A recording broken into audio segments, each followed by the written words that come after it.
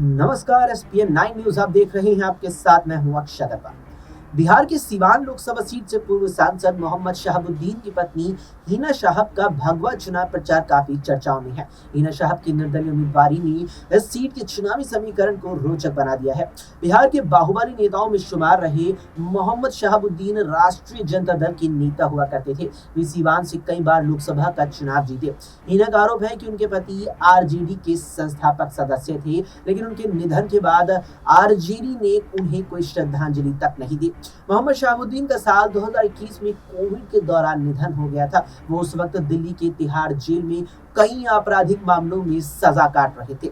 Siwan Lok Sabha seat से JDU ने अपनी मौजूदा सांसद कविता सिंह का टिकट काटकर यहां से विजय लक्ष्मी देवी को चुनावी मैदान में उतारा है। विजय लक्ष्मी देवी रमेश सिंह कुशवाहा की पत्नी है। रमेश सिंह कुशवाहा जेडीयू के पूर्व विधायक हैं और सीपीआई एमएल को छोड़कर जेडीयू में शामिल हुए थे। सीवान लोकसभा सीट से आरजेडी ने बिहार विधानसभा के पूर्व में अध्यक्ष रहे अवध बिहारी चौधरी को अपनी तरफ से चुनावी मैदान में उतारा है, जो इंडिया गठबंधन के प्रत्याशी हैं।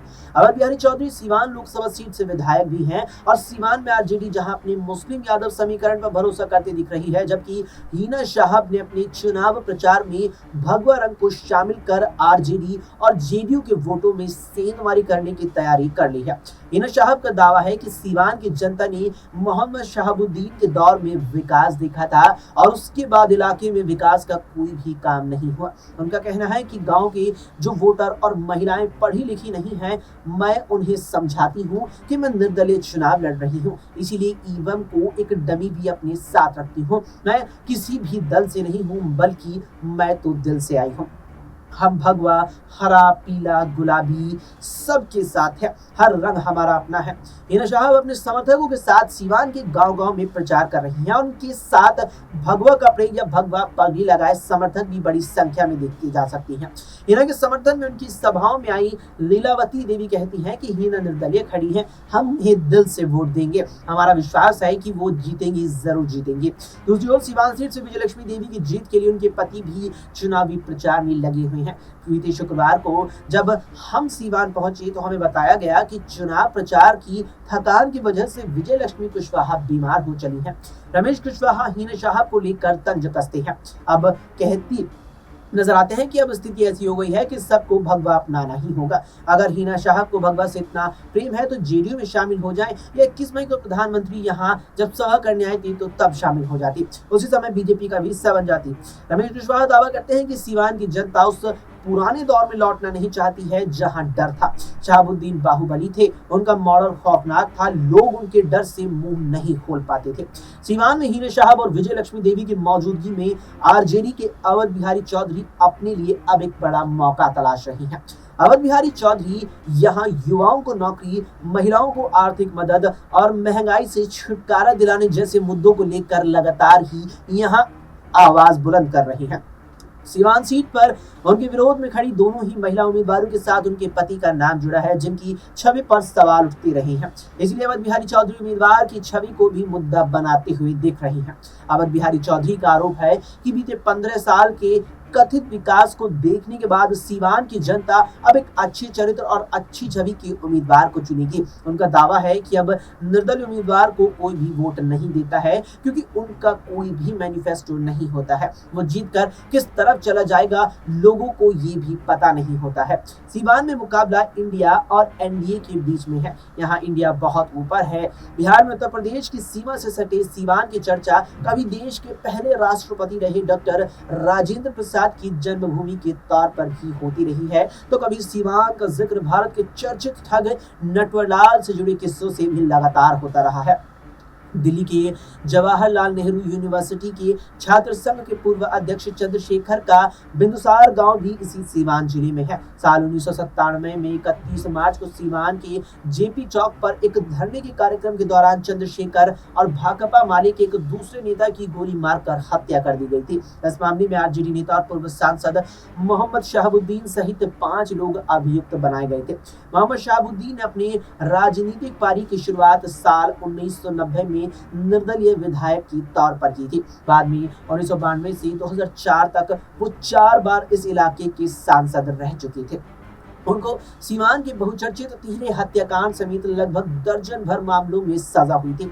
सीवान की हालिया चुनावी इतिहास को देखा जाए तो साल 2019 में इस सीट से जेडीयू ने बाहुबली नेता अजय सिंह की पत्नी कविता सिंह को उम्मीदवार बनाया था। उन्होंने आरजेडी की हीना शाहब को ही पराजित भी किया था। इससे पहले 2014 के चुनाव में बीजेपी के ओम प्रकाश यादव ने आरजेडी की हीना शाहब को पराजित किया था, जबकि साल 2009 में लोकसभा चुनाव जो हुए उनमें इन्हीं ओम प्रकाश यादव ने उस वक्त निर्दलीय लड़कर आरजेडी की इन्हीं हीना शाहब को मात दी थी। सीवान लोकसभा सीट में कुल मिलाकर के 6 विधानसभा सीटें हैं। साल 2020 के बिहार विधानसभा चुनावों में सीवान, रघुनाथपुर और बड़हरिया सीट पर आरजेडी की जीत हुई थी, जबकि जीरादेई और दरौली सीट पर सीपीआई-एमएल ने कब्जा किया था। सीवान की केवल एक विधानसभा सीट दरौंदा है, जिस पर भारतीय जनता पार्टी ने 2020 में जीत दर्ज की थी।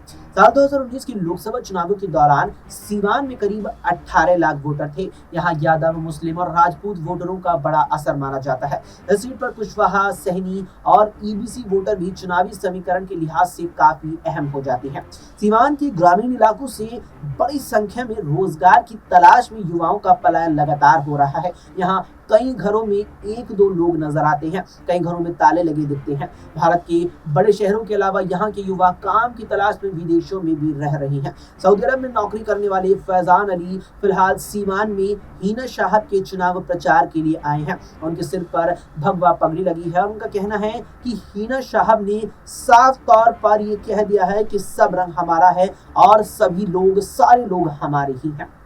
सीवान ने शहाबुद्दीन साहब के दौर में विकास देखा है, उसके बाद यहाँ विकास का कोई काम नहीं हुआ। माना जाता है कि सियासत के रंगों का ये मेल सीवान में अगणित जातियों को संदेश देने के लिए इस्तेमाल लगातार ही किया जाता रहा है। अगर हीना शाहब इसमें कामयाब होती हैं तो सीवान के चुनावी समीकरण में वो बड़ा उलटफेर कर सकती है और ये देखने को भी मिल सकता है। इस सियासत में जहां जेडीयू अगली जाति के वोटरों को अपने पक्ष में लाने की कोशिश करती दिख रही है, तो वहीं आरजेडी के लिए मुस्लिम वोटरों को अपने पक्ष में लाने की चुनौती है। आरजेडी के समर्थक मोहम्मद कैफ आरोप लगाते हैं कि मोदी सरकार के सारे कानून मुसलमानों के खिलाफ होते हैं। सीएए, एनआरसी, समान आचार संहिता, टोपी, मदरसा, कफन और ज्ञान व्यापी सारे मुद्दे मुसलमानों से ही जुड़े हुए होते हैं। ऐसे में कोई या कहीं हीना शाहब रंग बदलता है तो उसका मतलब है कि वो लोगों को धोखा दे रहा है। सीवान रंगों की सियासत के अलावा रोजगार, महंगाई, उम्मीदवार की छवि, विकास, संविधान और आरक्षण से लेकर मुफ्त के राशन तक की चर्चा चुनावी शोर में सुनने को मिल रही है। सीवान सदर के सरावे गांव के इंद्रजीत राम कहते हैं कि हमें आरक्षण भी संविधान से मिला है। संविधान ऐसी चीज नहीं है कि आज लिख दिया जाए और कल बदल दिया जाए। हमारे लिए मुद्दा शिक्षा है। हमारे यहाँ स्नातक की 3 साल की पढ़ाई 5 से 6 साल में पूरी होती है, इसीलिए बच्चों को उत्तर प्रदेश के कॉलेजों में पढ़ाई करनी पड़ती है। इसमें सुधार की बेहद जरूरत है। इसी गांव की भीकुराम का कहना है कि अभी चुनावों में मुद्दा क्या होगा ये तो तय नहीं हुआ है, इसमें अभी थोड़ा सा समय लगेगा, उसके बाद ही पता चलेगा कि लोग वोट किसे देंगे। सीवान लोकसभा सीट की बात करें तो यहाँ मौजूदा चुनावों के 6ठे चरण यानी कि कल की 25 मई को वोट डाले जाएंगे। बता दें कि सीट से हीना शाहब 3 बार लगातार चुनाव हार चुकी हैं, वो भी आरजेडी के ही टिकट पर। और अब जब आरजेडी ने टिकट नहीं दिया तो कहती नजर आती है कि धोखा दिया है। फिलहाल के लिए इतना ही। देश दुनिया की तमाम खबरों के लिए देखते रहें SPN 9।